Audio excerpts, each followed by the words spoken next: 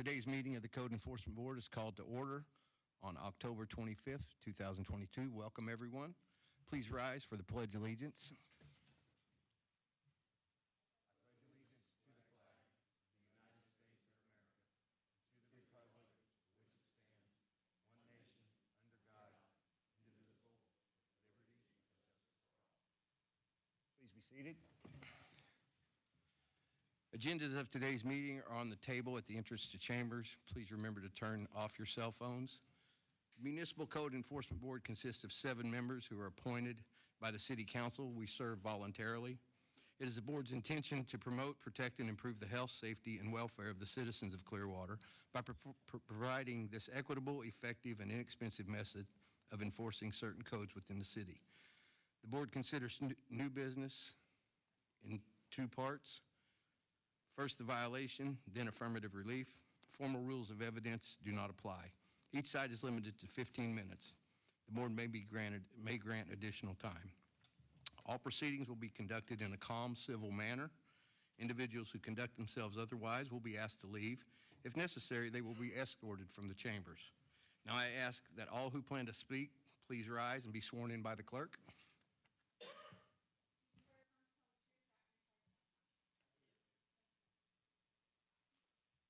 Our first order of business is to review and approve the minutes of last month's meeting. May I have a motion to approve the minutes? I motion to approve the minutes. First motion to approve the minutes of the board meeting. I'll second it. All in favor? Aye. Aye. All opposed? Minutes are approved. Is there anyone here not to speak on items that are on our agenda today? No? All right, well, we're going to move on to new business items. Our first item is agenda number 4.2, continued from September 27, 2003, case 49-23, a status update regarding St. Laurent Holdings, LLC at 1620 North Fort Harrison Avenue in violation of code for exterior surfaces, doors, and windows. Is there anyone here to speak on that case? No? The owner did not show up. I can tell you that there are no active permits at this time. He did send me some updated drawings of what his general contractor intends to do, and I thought he was going to be here today, but. All right. Is that all that you've heard out of him, is that his contractor has the updates and stuff, or? Yeah, they have drawings. They were supposed to be submitting them for permits in the near future, but no definite date. So, yeah, let's make a first motion. I move to find respondent in violation of the code as referred to in the affidavit in this case.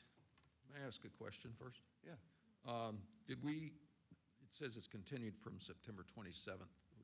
We had this case before then, did we? Yes. We Yes. did, okay. That was my only It question. was last month we had it. I believe you found him in violation in May, Yeah. Okay, thank you. but no deadline was imposed because you were asking for status. So Can I have a board, second? Just for clarification, we already have a first motion for this case. Okay. It's already been declared in violation, so we just need to do the second portion of it. I don't know if you want to present the recommendation that the city has? Do you want compliance on do something?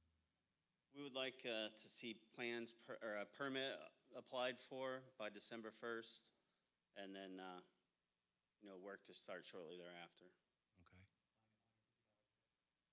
Okay. Fine of $150 a day? Yes, sir. Okay.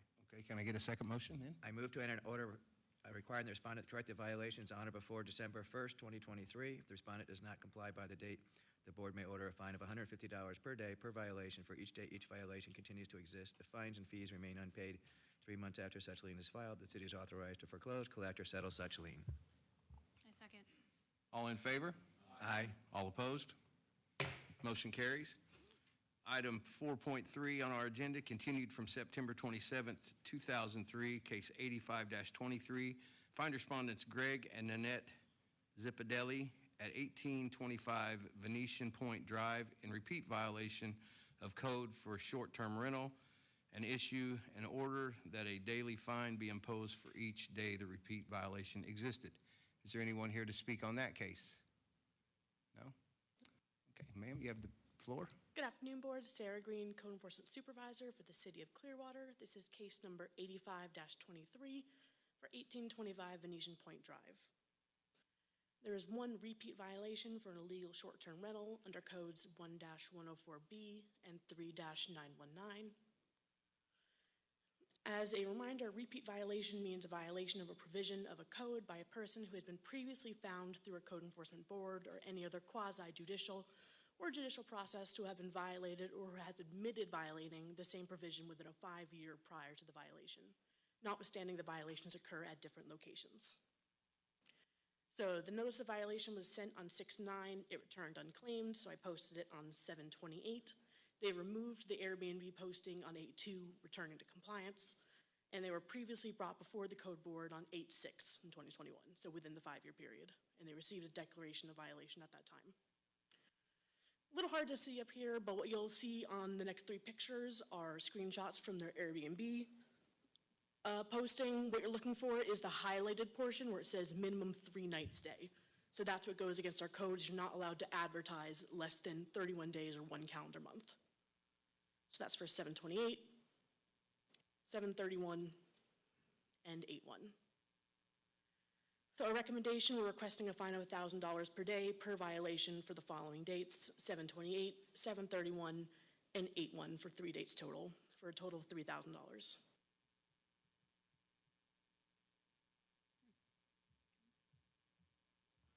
Does anyone have any questions on this? No? Yeah, I'll have a first motion. I move to find the respondent was in violation of the code as returned to the applicant has committed a repeat violation. I second. All in favor? Aye. All opposed? Motion's approved. Take it on. I move to enter an order that a fine of $3,000, oh, no. I ordered a fine of, which will be, it's not per day, so you're. 1,000 for 3 days. Hey, go to page 3. 3,000 for 3 days, $3,000 payable within, how many days? Huh? You typically grant 30 days. 30 days, payable within 30 days. If fines and fees remain unpaid 3 months after such lien is filed, the city is authorized to foreclose or settle such lien. If the respondent repeats the violation, the board may order a fine up to $500 for each day the violation continues to exist. All in favor? Can we have a little discussion? Sure. I think that's an awful lot of money. I don't like $3,000. Can anybody think it should be lower, or? No, it's a repeat violation, so Yeah. it goes up. This goes Oh, back that's to right. 2021. It is a repeat. I take that Yeah. back. And I'm sure they're earning a lot more than that on the Airbnb. I stand corrected. Yes, Mr. Simpson. Sorry about that. I think we're asking that it be found to be an irreparable violation. So that's just that's where it can't be cured. The violation happened, it's done, it's over. And with the short-term rentals, because we don't want a fine to become the cost of doing business, we're asking for that elevated amount. And based on the irreparable findings, so there wouldn't need to be a daily fine. It would just be the $3,000 for the irreparable violations that have occurred, which are the three days that was mentioned. So that's where the number comes from. Thank you. Also, it's a repeat, and we send a message this way. Right. Yes. So, all in favor? Aye. All opposed? Motion carries. Thank you, Board. All right, our next item on the agenda is old business, and we need to accept the affidavits of compliance as listed. We're going to lump all these into one, correct? And I'll read off the case numbers, and then we'll go from there. Case number 99-18, affidavit of compliance for Amy Brannon, 615 Bellevue Boulevard, exterior storage, exterior surfaces. Case 76-21, affidavit of compliance, Carol Martin, 209 South Jupiter Avenue, abandoned building. Case number 103-21, affidavit of compliance for 15 Hollingsworth Street, 1831 North Highland Avenue, signature or signage without permits. Case number 58-22, Yvonne Sanchez Espatida, Floftia, 529 Skyview Avenue permits. Case number 17-23, affidavit of compliance for Blast Ball LLC, 3032 State Road 590, fences and walls lot clearing. Case number 64-23, affidavit of compliance for Floftia Gotch, 1252 South San Remo Avenue, inoperative vehicle.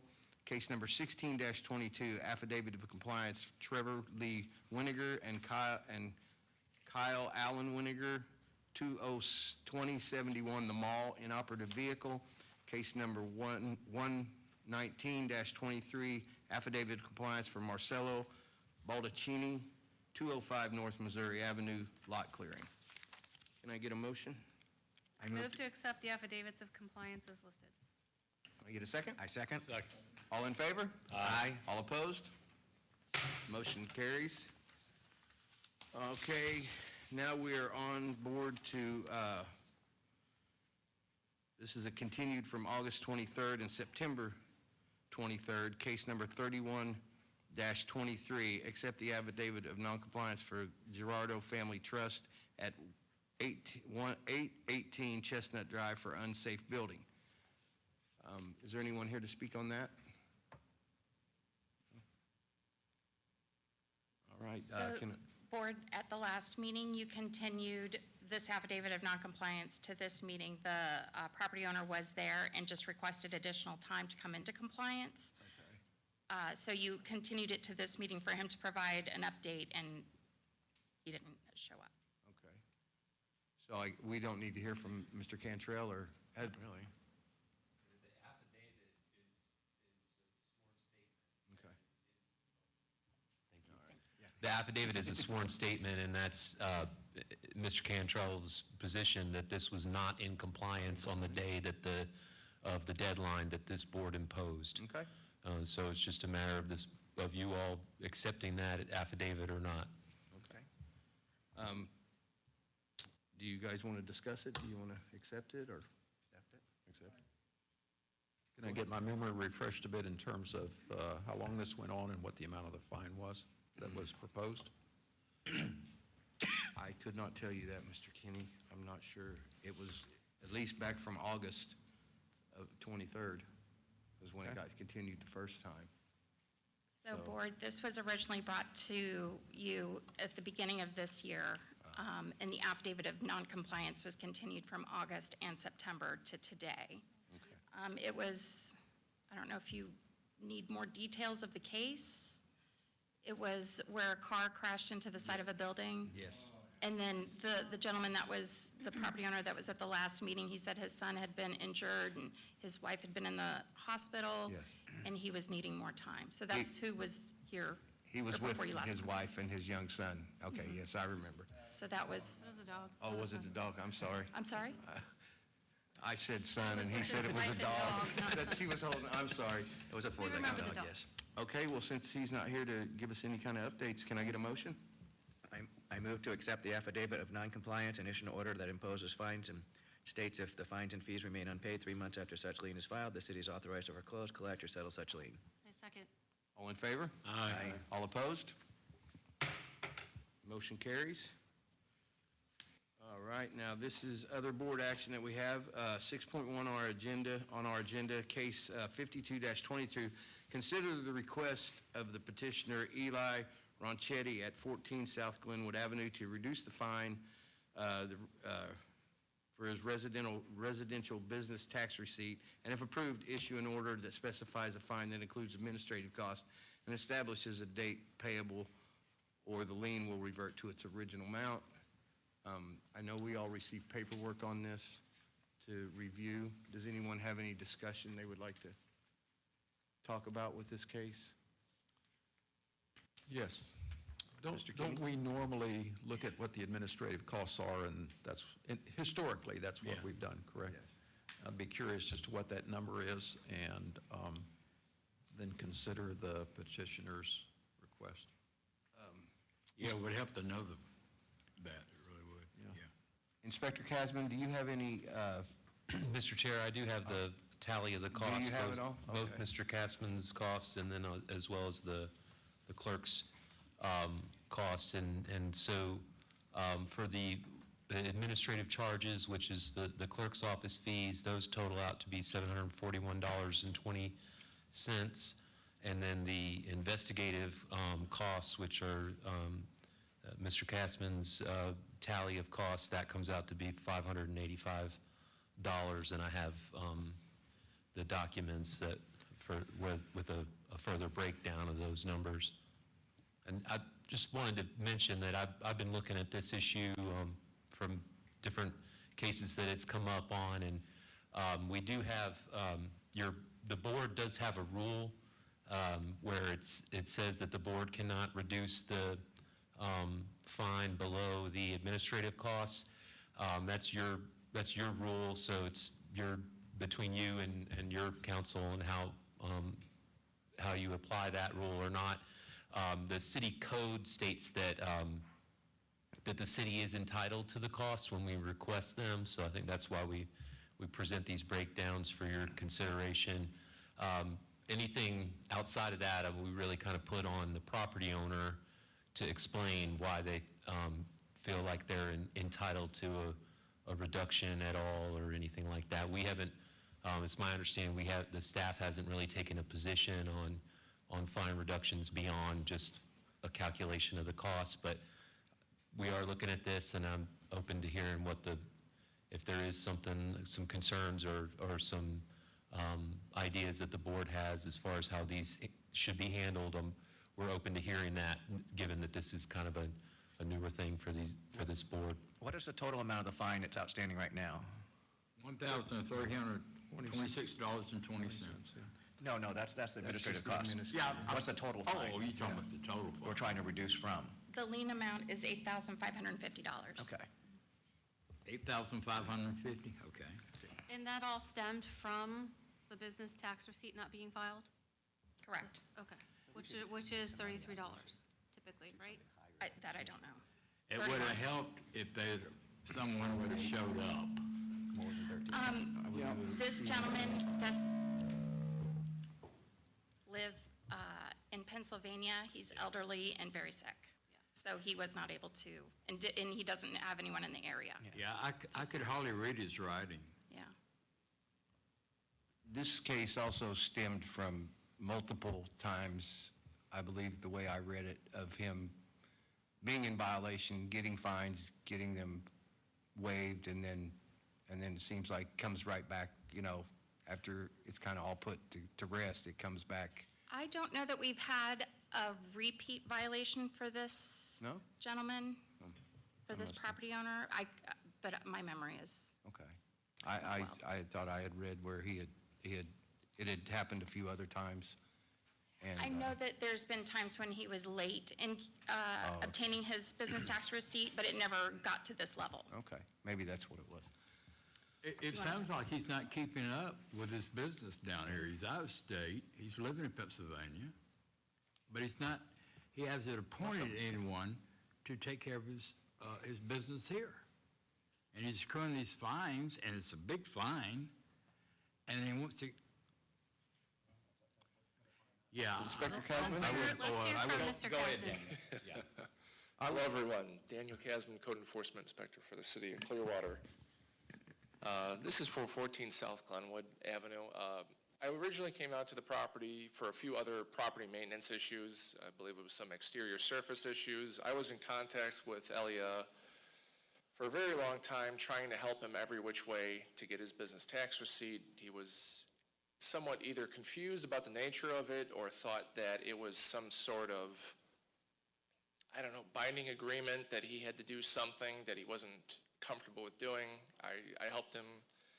I'm looking at my case notes here. It started originally on March 1st, 2022. I checked with our utilities, saw there was no business tax receipt for the property. He's renting it to a gentleman. Back on June 6th of 2022, owner has still not attempted to obtain a BTR, still renting the property. I took it to the code board then for the lack of rental BTR. And then July 27th, 2022, property was found to be in violation. Board gave the owner until 08/27/2022 to come into compliance. And from that time onward, Elliot had called me several times. I had mailed him snail mail, physical forms of the business tax receipt, tried to get him to get it over and over and over again. It was a lot of investment of my time to try to get him to get the business tax receipt, and then he finally came into compliance. And then just recently I saw he had filed for the reduction in liens for the business tax receipt.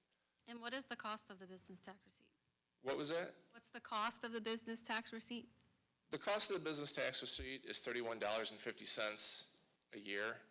But really, one of the more important functions of it, again, and I've said it at other meetings, is to give us a contact for the owner for any issues occurring at the property. It was very difficult to find who was the owner. I had to dig in old property records to find his number because it wasn't provided anywhere. And now that we have it, anything that goes forward, we could really easily be able to get in contact with him about any issues with the property. It wasn't solely for only a business tax receipt. There was issues, like I said, with the exterior of the property as well. So is he in compliance now? He is in compliance now. Okay. For having the business tax receipt. If he fails to pay for it in the coming year, or if it goes in the red status, he could possibly fall out. It would just require him to pay again. So are the outstanding liens from other items than just the business tax receipt, or is that accruing from just that one thing? It was just the business tax receipt, and this one accrued at $50 a day versus the $150 that is typically Okay, thank you. ordered.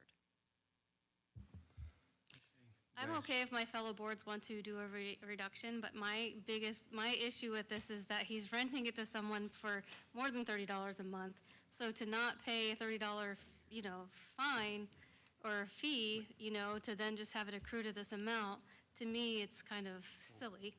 Are you But comfortable reducing it to 2,500? I'm okay with at least the cost I'd of like what to the weigh city in. is owed. But I'll pretty much agree with what you guys say. Yeah. It's just as annoying that he's getting The rent city on a should monthly make something basis on it. for years and can't come up with $31 to, that's a little annoying, but I'd like to weigh in on this, Ada. I think there are two or three different things here. Number one is, while I'm sympathetic to the gentleman's age and maybe medical condition, I think that certainly plays a part. And the fact that he's out of town, if he's elderly, and when I came here, I didn't realize I needed a license as a contractor. Florida's a different place, but there are laws that you have to comply with. I tend to agree with you in the fact that, if he's getting the monthly income rental, it's a fairly simple task to comply with, and it would be out of balance to say, well, reduce it to zero because he's gaining the rent. It's not a difficult thing to do, and there is the option of finding some help, and I know Mr. Kasman has tried to help with that. So from my point of view, I think the administrative assessment is fair. If the house continues to be rented, he's in compliance now, then there is income, and it would seem to me that, striking a balance between the factors is appropriate. Do you want to make a motion? anyone else? I don't have one to read. Somebody else can make the motion if they know what. I feel comfortable with just like Mr. Farrar said, with $2,500, he was out of compliance for a long, long time at $31 a year. And it's a when good he's reduction. making the rental money off of it. I understand he's elderly and he's sick, but, we still have to, maintain what we're supposed to do when we own properties down here. True enough. So that's what I think. And that's a pretty good reduction, It in my is from- opinion. I'll make a motion to reduce the fine to 2,500. Second. All in favor? Aye. All opposed? Motion carries. All right, on to our next, our next items are nuisance abatement liens filed. This is 7.2 on our agenda, case number 120-23. Accept a nuisance abatement lien for Respondents Bay Area Infectious Disease Center at 1407 Gulf to Bay Boulevard for lot clearing, and issue an order with a compliance deadline and authorize the city to mitigate the violation if its compliance is not met. Is anyone here to speak on that? Inspector Stevens, you have the floor. Good afternoon, Board. John Stevens, Code Compliance Inspector with the City of Clearwater. This is going to be reference case number 120-23 for 1407 Gulf to Bay Boulevard. We have one violation here for code section of 31503B5A, accumulation and placement of nuisances. I posted the property and sent out the notice on October 4th of this year with a compliance date of 10/14, and they received the certified mail and signed for it on October 10th. You can see my picture there that actually has the physical posting on the property for that day. This actually came in via a citizen complaint who said that the person had been piling up all kinds of trash and debris against the back fence and that they had seen rats and other vermin running through there, and so they felt uncomfortable and wanted to make a complaint on it. There's several mattresses piled up in the back, and then as you go around the property, there's some other loose trash and debris on the property as well. This was what's underneath that fence, or kind of backing behind it that you could see there from the previous photo on the day of posting. This was on the other side of the building. It was a trash can that actually was just full of loose trash, and then there was several pieces of trash actually strewn throughout the property. And again, this was on the initial day of posting. This was a hole that's in the fence there, and you could see that there's some beer cans and some other plastic and garbage that I believe some of the transient individuals that hang out on the property next door was actually throwing over the fence line onto their property, but obviously nobody is maintaining this property. This was actually on 10/16, so after the compliance date, or excuse me, on the compliance date, the trash can is still there, and someone did a little bit of cleanup, but not much. They got some of it. And then when we fast forward to yesterday, the trash can is still there. They still cleaned up a little bit of the stuff, but not all of it, as you can see. So at this point, I would still like to hold them in violation because the property's not completely clean. So compliance can obviously be met by them removing all the dead vegetation, trash, and debris from the property and maintaining it on a regular basis. And our recommendation is we're asking the board to authorize us as the Code Compliance Division to enter the property and abate the nuisance if they do not come compliance within 5 days of the board rendering its order. Inspector Stevens, can I ask you a question? Yes. I want to make sure I'm clear on this. All that trash and that nasty-looking building is owned by the Bay Area Infectious Disease Center? It is. Am I It's correct? kind of an out-of-business type okay. thing now. That's what I was gonna The person ask. that actually owns that LLC is the lady that got in trouble a number of years ago for selling, I believe, illegal scripts out of there and things of that nature. Okay. So it's kind of just went into disrepair at this point. Thank you. And there's like, it's like a business, no one's living in there or anything other than maybe transients? I suspect it to actually be an illegal rental. Oh, yeah. But I have not had any contact from the owner, but I have seen people on that property, but just no contact with the actual LLC owner. Does anybody else have any questions? Can we get a motion? I move to enter an order finding the respondent in violation of code and requiring the respondent to correct the violations within 5 days of the board's written order. If the respondent does not comply within the time specified, the city may take all reasonable actions, including entry onto the property to abate and maintain the nuisance and charge the respondent with a reasonable cost, which will become a lien on the property. If costs, fines, and fees remain unpaid 3 months after such lien is filed, the city is authorized to foreclose, collect, or settle such lien. Second. All in favor? Aye. All opposed? Motion carries. Okay, 7.3 on our agenda, case number 121-23, accept the nuisance abatement lien for respondents Gratuitous Filius Enterprises LLC at 1700 Gulf to Bay Boulevard for lot clearing and issue an order with compliance deadline and authorize the city to mitigate the violation if compliance is not met. Anyone here to speak on that? Inspector Stevens? Again, this is case number 121-23 for 1700 Gulf to Bay Boulevard. Again, it is a nuisance abatement case. Number of violations here was 1, but it's 3 parts of the same code section, 3-1503B5A for accumulation of placement of nuisances, 3-1503B7 for overgrowth, and 3-1503B8 for unmaintained right-of-way, so basically overgrowth along that right-of-way. This is the day of posting, which was September 29th of this year, and you can see the picture there with my physical posting on the window. Had a compliance date of October 9th, and they signed, they did not sign for the mail on October 5th. The post office actually left them a notice that they had mail to pick up, and apparently they didn't come and pick it up because there was another reminder sent to them on October 10th, and before this meeting, they still had not picked up that letter. Here's some additional pictures from that day. The parking lot has got a pretty good amount of dead palm fronds scattered throughout it, and it's overgrown quite a bit. The grass there is probably roughly 18 inches, and I don't know if that's a true city sidewalk right there, but on the other side of the silk fence, obviously that's going over into the city right-of-way as well, and all that is just grossly overgrown. Again, some more palm fronds there right in between the sidewalk and the parking lot there on Gulf to Bay. Some type of dilapidated sign, part of the backing of it has fallen off, and there's some other loose trash within the property. And this was as of yesterday. As you can see, there's not been any change to the status of the property, and I've had no contact with the owners. So obviously compliance can be met here by removing all the dead vegetation, trash, and debris from the property, cutting the weeds to include the curb or grass, including to the curb line to less than 12 inches and maintaining on a regular basis.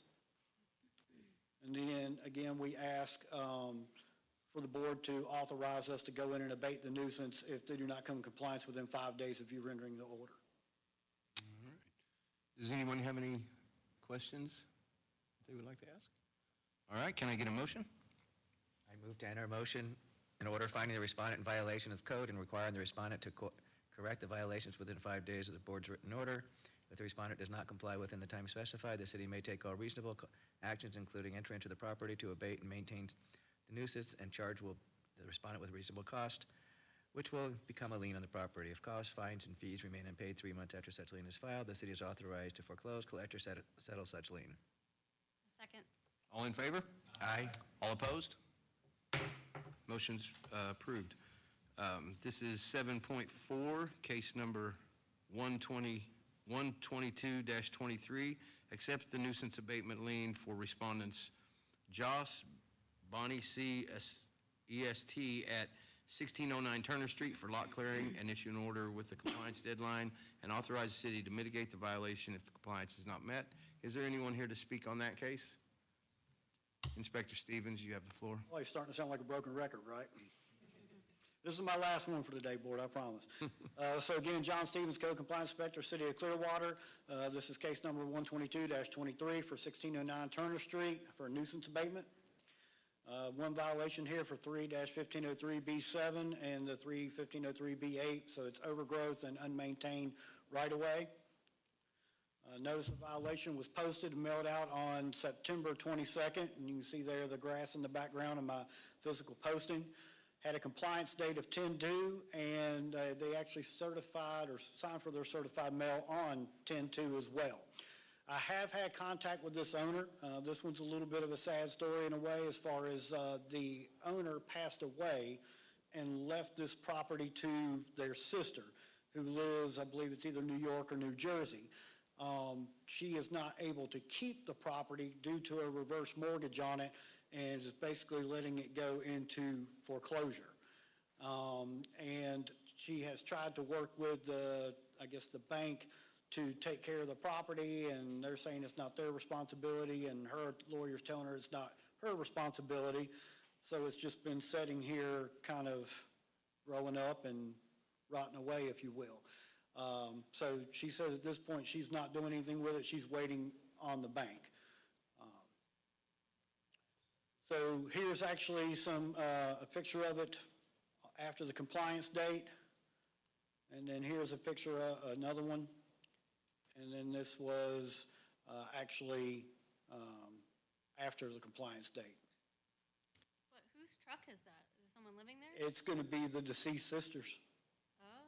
Yeah, I have not seen anybody at the property, so at this point, I don't believe they're squatters or anything like that. I haven't seen any activity, but yeah, it's been that way for quite a while now. Apparently, she died back earlier this year, from my understanding. Is there any questions? So again, compliance can be met for this by clearing all the overgrowth within the yard and the right-of-way. And again, we're asking for an order to enter the property and abate the nuisance if the owner does not come into compliance within 5 days of you rendering the order. I have a question, just in terms of mechanics and logistics. I'm assuming that if we file a motion and pass and so on and so forth, and the city clears it, and the lien gets filed at the end of the day, when the bank takes the property, then they take care of the lien. Yeah, okay, good. All right, can I get a motion? Do you have a question? No. Sure? Okay. Can I get a motion? I move to enter order finding the respondent in violation of code and requiring the respondent to correct the violation within 5 days of the board's written order. If the respondent does not comply with within the time specified, the city will take all reasonable actions, including entry into the property, to abate and maintain the nuisance and charge the respondent with the reasonable costs, which will become a lien on the property. If costs, fines, and fees remain unpaid 3 months after such lien is filed, the city is authorized to foreclose, collect, or settle such lien. All in favor? Aye. All opposed? Motion carries. All right, this next one is 7.5 on our agenda, case 123-23, accept the nuisance abatement lien for respondents Anthony Dorner at 511 Orangeview Avenue for lot clearing and issue an order with the compliance deadline and authorize the city to mitigate the violation if compliance is not met. Is there anyone here to speak on that case? No? Mr. Dixon, you have the floor. Good afternoon, Board. Gregory Dixon, Co-Compliance Inspector for the City of Clearwater. This is case 123-23 for 511 Orangeview Avenue. At this property, there's one violation for overgrowth. They're in violation of Code Sections 3-1503B7 and B8. Notice of violation was posted and mailed on 9/19 with a compliance date of 9/29, and the certified mail receipt was received back in the office on 9/29. This is the property on the day of posting. It's very overgrown.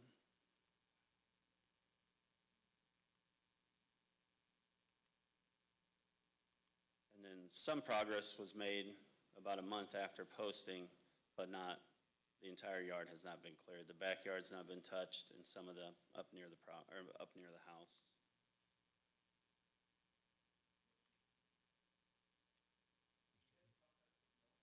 Yeah, he said the lawnmower was broke initially. That's why it took so long to get here. I took him for his word, but it got mowed, but the neighbors tell me that it was like a transient that came by and mowed it. I don't know if that's true or not, but the job hasn't been completed either way. He had an edger too, the transient did, because it looked like it got edged. Yeah, they got some of it. And then this is yesterday. The backyard's still not touched and up by the house. So compliance can be met by clearing all overgrowth and debris from the property. Request compliance 5 days after the board renders its order. If compliance is not met, request an order be issued allowing the city of Clearwater to take all reasonable action, including entry into the property, to abate and maintain the nuisance and charge the respondent with the reasonable cost, which will become a lien on the property. Okay, is there any other questions for this one? No? All right, can I have a motion? I move to enter an order finding the respondent in violation of code and require the respondent to correct the violation within 5 days of the board's written order. If the respondent does not comply within the time specified, the city will take all reasonable actions, including entry onto the property, to abate and maintain the nuisance and charge the respondent with the reasonable cost, which will become a lien on the property. If costs, fines, and fees remain unpaid 3 months after such lien is filed, the city is authorized to foreclose, collect, or settle such lien. Need a second? Second. All in favor? Aye. All opposed? Motion's approved. All right, and this is 7.6 on our agenda, case 138-23, accept the nuisance abatement lien for respondents 696 South Gulf View Boulevard LLC at 696 South Gulf View Boulevard for lot clearing and issue an order with the compliance deadline and authorize the city to mitigate the violation if the compliance is not met. Is anyone here to speak on that?